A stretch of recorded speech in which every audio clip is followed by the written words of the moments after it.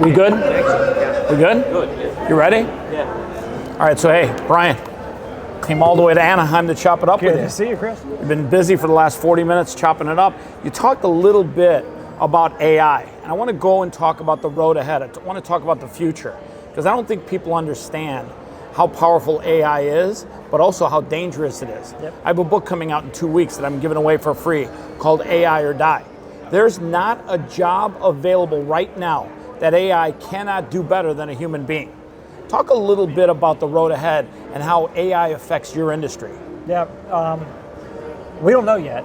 I don't know yet. All I can say is a high percentage of jobs across industry are going to be affected. Some people are going to lose their jobs. When you say a high percentage, I'm going to tell you right now, I think it's close to 95% of all jobs will be either replaced by AI or affected by AI. Affected, sure. And I'll give you a great example. Yeah. 7 million people right now drive for Uber. That number is going to be less than 7 million, significantly less. 95% of those people will not have a job, because when people can jump in a self-driving car for $5 to get to their destination, or they can jump in a car driven by a human being for $30, that self-driving car is going to replace all those Uber drivers. Sure. So now you got 7 million people looking for a way to replace that Uber money. You got the 370,000 factory workers that work for Amazon. Inch by inch, day by day, Amazon's bringing robots in to do that job that a human being used to do. Those people have to find a way to replace that money. Yeah, so look, I mean, you'd have to be living under a rock in a cave, very, very deep down, to not realize that AI is here. It's not going to be reversed, even though it's scary. Some people are worried that it can get into the wrong hands or it can get out of control. But frankly, that's not even relevant to what we're talking about here. It's going to impact people's livelihoods. And either people are going to be displaced by AI, or they're going to need to learn how to harness AI, and those that harness it can make a fortune with it. And it's going to be kind of like it's going to be a fork in the road there. The tale of two cities kind of thing. So in my opinion, I think that, and again, I'm behind the curve. You're writing a book and releasing a book about AI. I'm sitting here talking to you. Probably in this interview, I'm going to learn a lot more about AI than I even have any knowledge base on. In my industry of marketing, which is what I've been focused on for 30 years, I've got a pretty good marketing brain, crafting language for marketing hooks. To be able to do lead generation, or to do sales pitches, to do closing, all the stuff we do in marketing, sales, recruiting, organization building, and all that. There are people in our industry right now that are starting to use AI to help with not only the crafting of the language for all of those different things, but I think that what I've seen so far, there's a lot of people that have no marketing clue at all, that look like they've got a marketing degree because they're using AI, and AI has got that collective database of knowledge from marketing, what works, what doesn't work. I mean, AI can go in and see what people are clicking based on data that I can't see from my home. Absolutely. Let me share something with you. A year and a half ago, I got deeply involved in AI, just peeling away the layers a little bit at a time. And as I started doing that, I started putting together a team of 24 developers. And we built the largest AI platform in the world that gets people booked on podcasts. Now, that seems like an easy statement to make, that you just get booked on a podcast. But let me show you what's happening behind the scenes that'll blow your mind.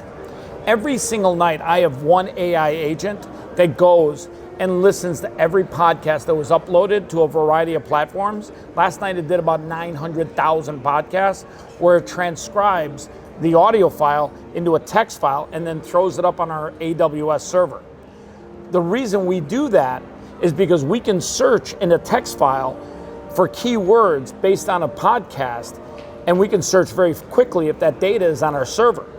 Now, what that AI agent did in one night would take 5,000 human beings in 8 hours. Yeah. That's 40,000 man hours of time Yeah. that I didn't have to pay for a human being to do. It's a job that an AI agent did for me. Wow. Then I've got individual AI agents that work for each client that take their keywords and find podcasts that match their keywords and put them in a community, a separate database for that individual, and then find actual parts of the podcast that pertain to that keyword.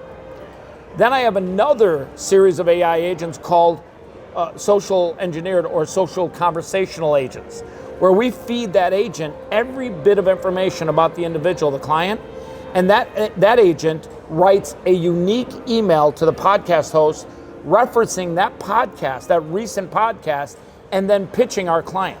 Right. Now, if you've ever done cold email marketing in your life before, I'm going to throw some numbers out there that'll blow your mind.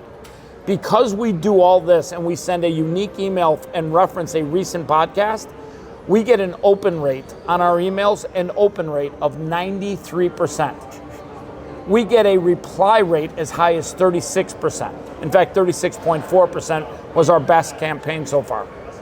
The reason we do that, the reason that's happening, is because these podcast hosts are seeing an email that is uniquely written in a conversational voice on behalf of the client that references a podcast that they did 24 hours ago. Yeah. They're getting their ego stroked and goes, wow, this guy Brian, he loves me. Yep. Now in 18, 19 days, you've used this software. I'm gonna guess you've had about 5 to 10 bookings in 18 to 19 days. On any given day, you got about 30 connections where you're introduced to a podcast, and you get about 2 to 3 replies saying, yo, we'd love to have you on. Right. Think about that for a second. All of that happened in the background here is what leads to you getting 2 great connections a day, Right. 30 introductions a day.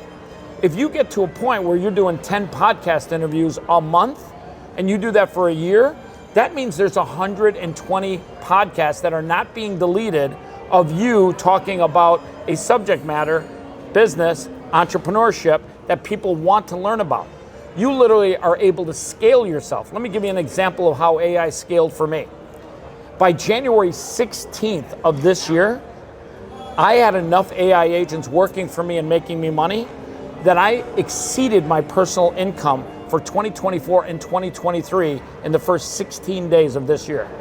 Not because I won the lottery, but because I was able to scale myself, and I've got, at that time, I had about 40 to 60,000 man hours a day of work being done by AI agents that led me to money. Yep. Today, I've got over 600,000 man hours of work being done for me every single day. Yeah. We're doing about 5,000 introductions a day off our platform today. By October, we'll be at close to 25,000. Now, it didn't grow linearly like that from month to month. It grew exponentially because our platform is growing exponentially. We're getting more clients because we're getting more referrals because more clients are leveraging and scaling themselves. If you can get AI to work for you, right now, what I just described for you is AI working for you. When you go to ChatGPT and you type some prompt, and you get a picture of Trump doing a podcast, but it's a baby Trump, that is using AI as a tool. That's a one-time exchange. Right. You give it something, it gives you something. Yep. Here, you don't have to do anything at night. You don't have to listen to 900,000 podcasts. Right. You don't have to upload it to an AWS server. You don't have to create communities based on keywords. You don't even have to write the emails. What you do is you just reply to the ones that say, hey, let's book a podcast. And that's the only thing you want to do. You want to do the things that make you the most amount of money, and AI working for you saves you time. And if people don't realize that you got to find a way to get AI to work for you right now, they are going to be left way behind those that do. Interesting. Yeah. Interesting and scary. Yeah. And that's one of the things I wanted to talk to you about today, is you're in a space where AI is going to replace a lot of jobs, where people are doing something. But one thing that I don't think AI is going to replace is entrepreneurship. I don't think that it can do that yet better than a human being. And I think people have to really seriously build up a successful side hustle right now, or they're going to find themselves out without a plan B. And your plan B, I promise you, your plan B right now is probably going to be your plan A very, very soon, because AI is either going to replace you or it's going to replace part of you. And eventually it's going to ultimately make a business owner make a smart decision. Do I use AI or pay this employee that drives me nuts? And the answer is going to be AI. Cheaper and doesn't drive you nuts. Exactly. And look, you're speaking my language because I'm a big believer. You know, a lot of these companies in the network marketing space, the home-based business entrepreneurial space, these companies have products and services they need to bring to the market. And traditional advertising has been decreasing as far as its effectiveness. You know, running it out on a Super Bowl, or whether it's television or radio, or flooding the airwaves on social media with Facebook ads every there's 3 ads for every post these days. It seems like a lot of those advertising dollars are getting lost in the sauce. And I like that, lost in the sauce. You're never going to replace a trusted friend telling you, hey, this is a really great Netflix show. This is a really great book. This is a really great destination spot. I love this restaurant. So that word of mouth, trusted marketing, friend to friend, peer to peer, that will never go away. I think, especially with AI. I think it's actually going to get bigger, and I'll tell you why. It's going to get bigger. Have you ever gone to a restaurant and taken a picture of, a food item you had there and said, "Oh my God, had a great meal at this restaurant, loved the service, blah blah blah," and shared it with your friends? There's now a way where people are getting paid for those what are called viral clips, and it's called clip farming. And I think we're going to see more ways for people to literally create what I call a side hustle. And that side hustle is more important now than ever before, because you have to literally act as if your job is about to be replaced by AI, because it is. Before, yeah. Because when's the best it time is. to plant a tree? 20 years ago. When's the next best time? Right now. Right now. All right, so people are a little bit afraid in life. Fear is the biggest thing that holds people back in life from anything. Tell me a little bit about how you overcome fear. Well, first of all, courage is not acting after fear is gone. Courage is acting in spite of fear. So you've just got to have courage. Fear does hold people back.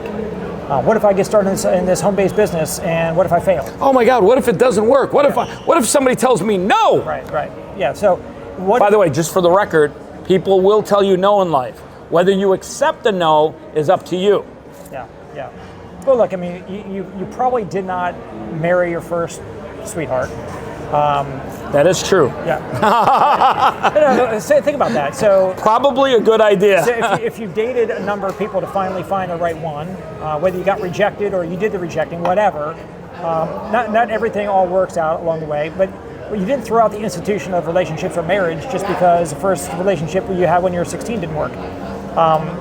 When I see people get started up in a side business, number one, it's a business. It's a decision. Success is a decision followed by daily choices. Success is a decision followed by daily choices. So in this world, I find there's a lot of starters, but very few finishers. You have to be willing to step out and start. Figure out a company, a product, a service, something that you want to bring to market. It's got value. And that's an entire evaluation process in and of itself. Evaluate something that's got no real competition. It's not me too. You can find it everywhere cheaper or whatever. Find a real solid business project, and then make the decision that I'm going to start this and I'm going to see it through. So when I joined my company with Legal Shield, which right now it costs $100 to get started up in a side business like mine, $100. Literally, you couldn't start any business for $100. I tell people the problem with the fact that our company it's only $100 to start is that most people, they pay $100, and then they quit a week later because it was only $100. I mean, I've gone on first dates, dropped $100, didn't get a second date. I mean, $100 is not a lot of money in the grand scheme of things. So you only took a girl out for $100 date? $100. What'd you go to? Grab a little steak? So think about this, though. I mean, if people can't finish what they start, then people say, "Oh, I tried this home-based business before; they didn't work." No, you didn't work. There's people in your company that very same company, same product, same compensation plan that made a lot of money. So if they did and you didn't, you just didn't see it through. You didn't take the time to learn how the business works, and go out and implement and execute. and then give it the compound effect. I've got a friend, Darren Hardy, wrote a book called The Compound Effect. Oh, I know Darren. Yeah, so it's little activities compounded over time that will get you the result that you're looking for. Yeah, it's literally, my grandmother raised me, and she told me a long time ago, and she was just mad at one day, and she said, you know what? Because I quit something I quit. I don't remember what it was. She said, you know what? Quitters quit. Winners don't. Right. And then she left. She left the room, and I'm like, what the fuck is she talking about? Later on, down the road, I'm like, all right, I know what she's talking about now. Grandma, you got to stick around. You gave me the proverb. You got to give me the lesson. Yeah. So, talk to people a little bit. Leave this talk right now with something inspirational. Somebody's out there watching this. They're sitting on their couch. They're being held back by fear. Tell them something inspirational that will get them off their ass and chase their dreams. I was afraid when I first looked at the business I've been in for the last 27 years. I was afraid of what are my friends going to think. I was afraid that I wasn't going to have time for it. I was going to sign up and I was going to say I'm going to go out and do all this and tell people around me I'm going to go out and make a lot of money, and then I was not going to perform, and I was going to look like a failure. I was going to look like a dummy. So you're worried about peer pressure, what other people thought. But everybody feels that way. If you're broke right now, you're still worried about it. If you're already successful, you're like, oh, what are my successful friends going to think about me? So everybody is going to have fear. I was a boxer in college, and I asked my coach one time, I said, when are my nerves going to go away? Because every time I get in just to spar and practice, I got nervous. He said, Brian, the day your nerves go away is the day you're going to get knocked out and you're never going to come back to the sport. He said, anybody, Mike Tyson, Muhammad Ali, they all were nervous. By the way, I know Mike Tyson. That motherfucker's not afraid at all. He goes in with some evil intent. He still got nervous before he got in the ring. My friend over there, John Solider, been spoken on thousands of stages. I've spoken on thousands of stages. I'm speaking on a stage tonight. Before I go up on that stage, I got the microphone put on, I will be nervous backstage. You gonna sweat a little? I don't sweat, a little nerve. little nerve. But my point is, look, courage is not acting when fear is gone. Fear is never gonna go away. Just stop waiting for it to go away. You wait till fear goes away, you're gonna be dead. You're never gonna take action. So courage is acting despite fear being present. So just gotta plow through it. Make the decision. If you want more out of life, realize that your job is not going to get you where you want to go. Your job might not even be here 2 years now because of AI. So I'd say give it about a year, buddy. So here's the thing. You understand you better do something else on the side, and you better do it now. So pick a good opportunity. You don't know if it's going to be the right opportunity, but do your best in an evaluation process. Plant your flag somewhere, and then go to work. And if it's 2 hours a week, 5 hours a week, 10 hours a week, my favorite line, job, go to work. Go get it done. Get to work. You know, I'm going to leave it on one last thing. Everyone has a product that they rarely promote. They rarely put time into promoting. And that product is the most valuable product on the planet, and that's themselves. And if you're going to promote something, I don't care what it is, every single day, social media is free. Get out there and promote yourself. Do a podcast, post content, tell people what your values are. Put something inspirational out into the universe. The more you promote yourself and your personal brand, the more that money will come to you. That is a fact of life. So many people I see out there never promote themselves as much as they should because they're afraid to talk about themselves. They're afraid to talk about their personal brand. They're afraid to tell people how great they are. So many people discount their greatness, but in reality, God put you here to be great. The day you were born, He whispered in your ear, greatness is your destiny. Good talking to you, Ryan. Absolutely. All right. Fucking killed it. Let's go. Let's go, baby. Where's my guy? Where's my guy?